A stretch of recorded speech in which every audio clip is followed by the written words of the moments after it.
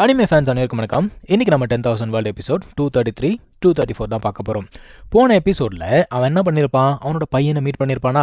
ஆனால் அவன் தான் இவனோட பையன் சொல்லிட்டு இவனுக்கும் தெரியாது, இவன் தான் அவனோட அப்பான்னு சொல்லிட்டு அவனுக்கும் தெரியாது.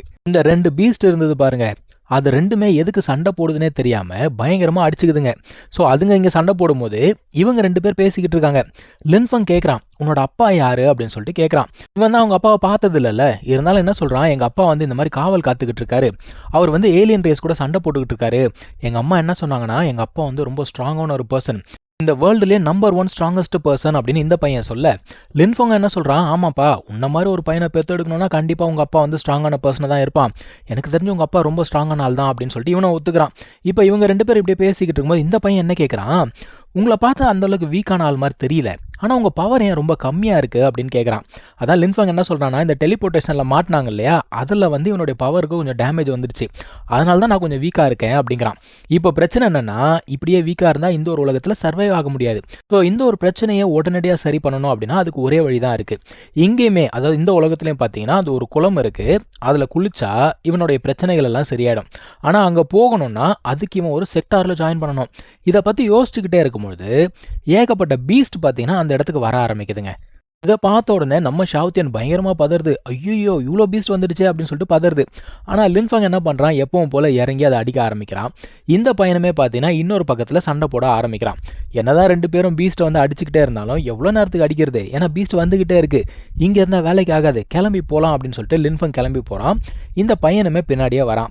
இப்போ லின்ஃபங் கேட்குறான், சரிடா அடுத்து எங்கே போகணும் அப்படின்னு கேட்கும்போது இவன் என்ன சொல்கிறான்னா, இங்கேருந்து சவுத் வெஸ்ட் கிங்டமில் ஒரு ஏன்ஷியன்ட் ரூயின்ஸ் இருக்கான், அந்த இடத்துல இவன் ஆன்சஸ்டரை ஹீல் பண்ணுறதுக்கான மருந்து இருக்கான். ஆனால் டைரெக்டாக அங்கே போக முடியாது, முதல்ல போய் நான் ஒரு செக்டாரில் ஜாயின் பண்ண போகிறேன், அதுக்கப்புறமா நான் அங்கே போக போகிறேன் அப்படிங்கிறான். நீங்களும் வரீங்களா அப்படின்னு கேட்கும்போது நம்ம ஆளுக்கு இந்த உலகத்தை பற்றி பெருசாக தெரியாது, கண்டிப்பாக நானும் கூட சேர்ந்துக்கிறேன்னு சொல்கிறான். இந்த ஃபார்பிடன் ஏரியாவுக்கு வெளியில் பார்த்தீங்கன்னா ஒரு கும்பல் இன்னும் அங்கே தாங்க வெயிட் பண்ணிக்கிட்டு இருக்கு. அவனுங்க பார்க்குறானுங்க, இதுக்கு மேலே இங்கே இருக்கிறது வேஸ்ட்டு, கிளம்பலாம் அப்படின்னு பார்க்கும்போது லின்ஃபங்கும் அந்த பையனும் வெளியில் வராங்க. உடனே ஒருத்தன் என்ன பண்ணுறான், லின்ஃபங்கை தடுத்து நிறுத்துறான்.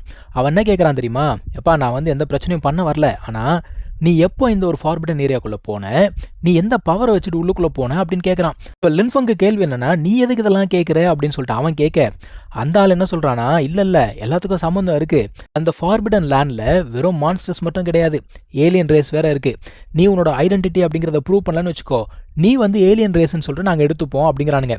இந்த பையன் என்ன கேட்குறான்னா, ஒருத்தன் ஃபார்பிடன் ஏரியாலேருந்து வந்தால் அவன் வந்து ஏலியன் ரேஸாக தான் இருக்கணுமா, இங்கே பாரு அவன் வந்து என்னுடைய ஃப்ரெண்டு, சரியா, நீ தேவையில்லாமல் ஏதாவது பண்ணிக்கிட்டு இருந்தேன்னு வச்சுக்கோ, அவ்வளோதான் உனக்கு அப்படின்னு சொல்லிட்டு இவன் மிரட்டுறான். பேசிக்கிட்டே இருக்கும்போது இந்த ஒரு பீஸ்ட் இருக்கு இல்லையா, அது வந்து அட்டாக் பண்ணுறோமா. இருந்தாலும் ஆப்போனண்ட் என்ன சொல்கிறான்னா, இங்கே பேர் தம்பி நீ வந்து ஸ்ட்ராங்காக தான் இருக்கேன் ஒத்துக்கிறேன், ஆனால் என்ன பண்ணுறது, நீ ரொம்ப சின்ன பையனாக இருக்கியே, உன்னால் காட் ஆர்டிஃபெக்டெல்லாம் எத்தனை முறை யூஸ் பண்ண முடியும், அந்த அளவுக்கு உன்னால் யூஸ் பண்ண முடியாது. அது மட்டும் இல்லாமல் இந்த ஒருத்தனுக்காக நீ வந்து சவுத் வெஸ்ட்டில் இருக்க எல்லா கல்டிவேட்டர்ஸையும் பக்கச்சிக்க போறியா அப்படின்னு சொல்லிட்டு கேட்குறான். அதான் அந்த பையன் சொல்கிறான், ஏண்டா நீ சிங்கிள் ஆள், நீ எப்போ நீ எல்லாரையும் ரெப்ரசென்ட் பண்ண ஆரம்பிச்ச, உனக்கு எவ்வளோ தைரியம் இருந்தால் இவ்வளோ நக்கலாக பேசிக்கிட்டு இருப்பேன்னு சொல்லிட்டு இந்த பையன் என்ன பண்ணுறான், ஒரு ஆர்டிஃபேக்டை எடுத்து அடிக்க ஆரம்பிக்கிறாங்க. ஒரு டெக்னிக் தான் பயன்படுத்தினான், ஒருத்தராலையும் தாக்கு பிடிக்க முடியல. இவ்வளோ நேரம் பேசிக்கிட்டு இருந்தான் இல்லையா, அவன் வந்து கம்ப்ளீட்டாக ஃப்ரீஸ் ஆகிட்டான். இதை பார்த்தோன்னே அங்கே இருக்கிறவங்க எல்லாரும் அரண்டு ஓட ஆரம்பிக்கிறாங்க. இப்போ இந்த ஆர்டிஃபேக்டை பார்த்துட்டு நம்ம பறவை யோசிக்குது, இது அந்த பொண்ணு வச்சுருந்த பொருளாச்சே, இவன் கைக்கு எப்படி வந்ததுன்னு சொல்லிட்டு இது யோசிக்குது. ஸோ எல்லாரையும் அடித்து விரட்டி விட்டுட்டு அங்கேருந்து கிளம்பலாம் அப்படின்னு பார்க்குறாங்க. லின்ஃபங்கு கேள்வி, இவன் பேரண்ட்ஸ் யார், கண்டிப்பாக நான் மீட் பண்ணியே ஆகணும் அப்படின்னு சொல்லிட்டு யோசிக்கிறான். இந்த பையன்கிட்ட அடி வாங்கினால ஒருத்தன், அவன் ஃபயர் பவர் அப்படிங்கிறத பயன்படுத்தி வெளியில் வந்துட்டு என்ன சொல்கிறான், என்னுடைய சவுத் வெஸ்ட் ரீஜன்லேயே வந்து ஏன் மேலே கையை வச்சிட்டியா, நீ யாராக இருந்தாலும் சரி உன்னை கண்டிப்பாக பழி வாங்கியே தீருவேன்டா, இல்லைன்னா நான் ஆம்பளையே கிடையாதுடா அப்படின்னு சொல்லிட்டு கத்திக்கிட்டு இருக்கான். இன்னொரு பக்கத்தில் லின்ஃபங்கும் அந்த பையனும் என்ன பண்ணுறாங்கன்னா ஸ்ட்ரெயிட்டாக அந்த செக்டாரை நோக்கி போய்கிட்டு இருக்காங்க. அதான் லின்ஃபங் கேட்குறான், இங்கே இன்னும் எத்தனை செக்டார் இருக்குது அப்படின்னு கேட்கும்போது மொத்தமாக இந்த இடத்துல 4 செக்டார் இருக்கான். அதான் சரிடா 4 இருக்கே, நீ எதுக்காக இந்த செக்டாருக்கு போகிற அப்படின்னு சொல்லிட்டு லின்ஃபங் கேட்குறான். ஆக்சுவலாக இந்த பையன் ஜாயின் பண்ணுறேன்னு சொல்லிட்டு போனா இல்லையா, அந்த செக்டாரில் இவங்க ஆட்கள் ஆல்ரெடி இருக்காங்களாம், அதனால தான் அங்கே போகிறேன் அப்படின்னு சொல்கிறான். ஓகேன்னு சொல்லிட்டு போய்கிட்டே இருக்காங்க. இந்த பறவைக்கு என்னென்னா, அப்போ நம்ம போய் டைரெக்டாக வந்து ஜாயின் பண்ணிடலாம்ல, நமக்கு நிறைய காட் ஆர்டிஃபேக்ட்ஸ்லாம் கிடைக்கும்ல அப்படின்னு சொல்லிட்டு யோசிக்குது. இன்னொரு பீஸ்ட் என்ன சொல்லுதுன்னா, உனக்கு காட் ஆர்டிஃபேக்ட்னா அவ்வளோ ஈஸியாக வாடா அமைதியான்னு சொல்லிட்டு வலிச்சிட்டு போகுது. இப்போ அந்த ஒரு இடத்துக்கு போகிறாங்க. அந்த செக்டாரில் பார்த்தீங்கன்னா ஆல்ரெடி ரெஜிஸ்ட்ரேஷன் அப்படிங்கிறது போய்கிட்டு இருக்கு. ஸ்டூடெண்ட்ஸ் எல்லாம் லைனில் நின்று ரெஜிஸ்ட்ரேஷன் பண்ணிக்கிட்டு இருக்காங்க. இவங்க கீழே போய் பார்த்துக்கிட்டே இருக்கும்போது ஒரு காவலாளி வந்து சொல்கிறான், எப்பா இந்த மாதிரி ரெஜிஸ்ட்ரேஷனுக்கு வந்திருக்கீங்க அப்படின்னா அங்கே லைன் இருக்குது, லைனில் போய் நின்று ரெஜிஸ்ட்ரேஷன் பண்ணுங்க அப்படிங்கிறான். இப்போ இந்த பீஸ்ட் இருக்கு இல்லையா, அது போய் கத்துது, என்னது லைனில் நிற்கணுமா, அவன் யாரு நினைச்ச நீ, உங்கள் செக்டர் ஆன்செஸ்டருடைய டிசனன்ட்ரா, போ உன்னோட மாஸ்டர் வர சொல்லு, யங் மாஸ்டர் வெல்கம் பண்ண சொல்லு அப்படிங்குது. இவன் அப்படியே பார்க்குறான், என்னது டிசனண்டா, இது வரைக்கும் இவனை நான் பார்த்ததே இல்லையா அப்படின்னு சொல்லிட்டு கேள்வி கேட்குது. அந்த பீஸ்ட் என்ன சொல்லுதுன்னா, நீ ஒரு கேட் கீப்பர், நீ எதுக்குடா இதெல்லாம் பார்க்கணும், எதுக்கு தேவையில்லாமல் கேள்வி கேட்டுட்டு இருக்க அப்படின்னு சொல்லிட்டு இது கத்துது. இப்போ இந்த பையனை என்ன சொல்கிறான், இங்கே பேர் தேவையில்லாத கேள்விலாம் கேட்டுட்டு இருக்காத, நான் செக்டரில் ஜாயின் பண்ணணும் அப்படிங்கிறதுக்காக வந்திருக்கேன், நீ போயிட்டு எல்டரை வர சொல்லு, இந்த மாதிரி மாஸ்டர் கூ வர சொல்லு அப்படின்னு உடனே அவன் டென்ஷன் ஆகிறான். இது மாஸ்டர் கூவா, அவர் யார் தெரியுமா, அவர் எவ்வளோ பெரிய ஆள் தெரியுமா, அவன் நினச்சா வந்து ஈஸியாக பார்த்துட முடியுமா, அதெல்லாம் வர வைக்க முடியாது அப்படின்னு சொல்லிட்டு இவன் கத்துறான். இந்த பையனுக்கு பயங்கரமாக கோவம் வந்துருச்சு. ஆனாலும் அந்த காவலாளி என்ன சொல்கிறான், எப்பா இங்கே ரெஜிஸ்ட்ரேஷன் நடந்துகிட்டு இருக்கு, உன் பையன் பாரு என்னென்ன அட்டகாசம் பண்ணிக்கிட்டு இருக்கான்னு சொல்லிட்டு நம்ம லின்ஃபங் கிட்ட சொல்கிறான். லின்ஃபங் பார்க்குறான், டேய் அவன் என் பையன்லாம் இல்லைடா, இங்கே பாரு நீ போய் எல்டரை கூப்பிடு, உண்மை என்னங்கிறது தெரிஞ்சிடும் அப்படின்னு சொல்லிட்டு லின்ஃபங்கும் சொல்கிறான். இந்த ஒரு காவலாளி கன்வின்ஸ் ஆகலைங்க. அவன் என்ன பண்ணுறான், ரொம்ப ஓவராக போறீங்கடா அப்படின்னு சொல்லிட்டு அட்டாக் பண்ணலான்னு வரான். ஆக்சுவலாக அவன் பேசுறதெல்லாம் தன்மையாக இருக்குது, இருந்தாலும் கோவம். இந்த பையனுக்கும் பார்த்தீங்கன்னா கோவம் தலைக்கேறிச்சிங்க. அவன் என்ன பண்ணுறான், அவனுடைய தர்மா பாடியை ரிலீஸ் பண்ணுறான். ரிலீஸ் பண்ண உடனே அவன் உடம்புக்குள்ளே இருந்து அந்த டிவைன் எனர்ஜி வருதுல்ல, அதையே இவனுங்களால தாங்க முடியலங்க. அரண்டு போகிறானுங்க எல்லாருமே. யாரா அந்த பையன், ஏன் இவ்வளோ ஸ்ட்ராங்காக இருக்கான் அப்படின்னு சொல்லிட்டு ஒரு சில பேர் யோசிக்கிறாங்க. இப்போ தான் அந்த காவலாளிக்கு புரியுது, அடடா இந்த பவர் வந்து ரொம்ப ஃபெமிலியராக இருக்கே, உண்மையாகவே டிசனண்டாக தான் இருப்பானோ அப்படின்னு சொல்லிட்டு யோசிக்கிறான். இப்போது அந்த இடத்துல மற்ற காவலாளிகள் இருப்பாங்க இல்லையா, அவங்களுக்கு கோவம் வருது. உனக்கு எவ்வளோ தைரியம் இருந்தால் இந்த இடத்துக்கு வந்து ஓவர் அரகண்ட்டாக நடந்துப்பேன்னு சொல்லிட்டு ஒரு ஸ்வாட் ஃபார்மேஷன் அப்படிங்கிறத ஆக்டிவேட் பண்ணுறானுங்க. ஆனால் இதுக்கு முன்னாடி ஒரு காவலாளி அடி வாங்கினால, அவன் வந்து ஓங்கி பலார்னு வச்சுட்டு, என்னடா பண்ணிக்கிட்டு இருக்கீங்க நீங்கள், ரொம்ப கேர்லெஸ்ஸாக நடந்துக்கிறீங்க, நோபல் ஃபேமிலி அஃபெண்ட் பண்ணால் என்ன அவன் தெரியுமா அப்படிங்கிறானுங்க. எது நோபல் ஃபேமிலியா, யோ நீ தானையா சொன்னேன் அப்படின்னா வாயை மூடு பேசாத அப்படின்னு சொல்லிட்டு இவங்ககிட்ட வந்து மன்னிப்பு கேட்குறாங்க.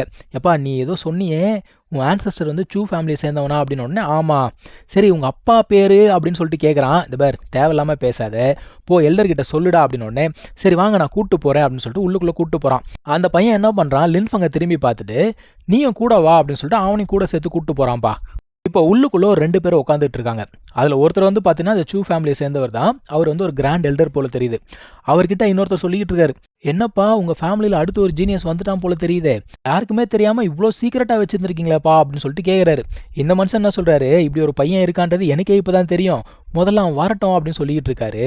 அதுக்கேற்ற மாதிரியே லின்ஃபங்கும் அந்த பையனும் உள்ளுக்குள்ளே வராங்க. வந்த உடனே அந்த பையன் என்ன பண்ணுறான், அவருக்கு போய் மரியாதை அப்படிங்கிறத செலுத்துறான். அவருமே என்ன பண்ணுறாரு, தன்னைத்தானே இன்ட்ரடியூஸ் பண்ணிக்கிட்டு இவங்கிட்ட வந்து ஒரு டோக்கன் இருக்கும், அது வந்து ஃபேமிலி டோக்கன், அதை காட்டு அப்படிங்கிறாரு. இவனுமே அந்த டோக்கனை எடுத்துகிட்டு என்ன சொல்கிறான்னா, நான் வந்து டோக்கனை காட்டுறேன், ஆனால் என்னோட ஐடென்டிட்டியை நீங்கள் சீக்கிரட்டாக வச்சுக்கோங்க அப்படின்னு சொல்கிறான். அந்த டோக்கனை பார்த்தோன்னே மனுஷனுக்கு அதிர்ச்சி. ஏன்னா அந்த பையனுடைய கிராண்ட் மதரை அவருக்கு தெரியும் போல தெரியுது. இது எல்லாத்தையுமே அவங்க பார்த்தீங்கன்னா மைண்ட்லேயே பேசிக்கிறாங்க. ஸோ மற்றவங்களுக்கு கேட்காது இல்லையா. இப்போ இன்னொருத்தர் கேட்குறாரு, என்னப்பா அவன் ஃபேமிலியை சேர்ந்தவனா அப்படின்ன உடனே ஆமாம் என் ஃபேமிலியை சேர்ந்தவன் தான், ஆனால் ஸ்பெசிஃபிக் டீட்டெயில்ஸை என்னால் கொடுக்க முடியாது அப்படின்றாரு. இப்போ அவனை பார்த்து கேட்குறாரு, சரிப்பா உனக்கு என்ன ஹெல்ப் வேணும், உனக்கு என்ன பிரச்சனை அப்படின்னு சொல்லிட்டு கேட்கும்போது அந்த பையன் சொல்கிறான், நான் வந்து இந்த மாதிரி அந்த ஏன்ஷியன்ட் ரூயின்ஸ்க்கு போனோம், அங்கே போயிட்டு காட் ஆர்டிஃபேக்டை கொண்டு வரணும் அப்படிங்கிறான். இவங்க பார்க்குறாங்க, டேய் அந்த இடத்துல ஏகப்பட்ட ஆபத்து இருக்குடா, எதுக்குடா அங்கே போகணும் அப்படின்னு சொல்லிட்டு கேட்குறாங்க. அந்த பையன் என்ன சொல்கிறான், லயனோட டென்குள்ளே போகாமல் லயன் எப்படி நான் பிடிக்க முடியும் அப்படிங்கிறான். ஸோ இங்கே தான் இந்த எபிசோட் முடியுதுங்க. அடுத்த எபிசோடில் நம்ம கண்டினியூ பண்ணலாம். தேங்க்யூ ஸோ மச் ஃபார் வாட்சிங். Take care. பாய்.